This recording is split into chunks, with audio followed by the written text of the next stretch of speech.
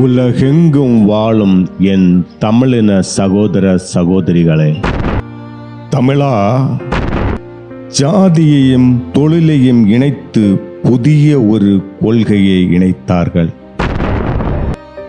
தமிழா, பின்தங்கிய வகுப்பினர், இவர்களுக்கு நாடார், வன்னியர், முதலியர், தேவர், யாதவர், செட்டியார் தமிழனை இவ்வாறு சாகடிக்கிறான். இது இந்த கருத்த துணிக்கு சமம். தமிழ்நாட்டில் இந்த திராவிடர்கள் ஆட்சியில் வாழ்வது. தமிழா, விழித்தெழு. நாம் தமிழராய் ஒன்று சேர்வோம். நீ தமிழன், நாம் தமிழர். 2026ஆம் ஆண்டு சட்டமன்ற தேர்தலில் வாக்களிப்போம் விவசாயி சின்னத்திற்கு.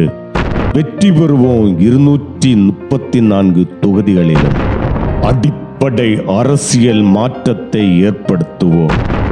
அதிகாரத்தை தமிழரான நாமே பெறுவோம். வாழ்க தமிழ்நாடு.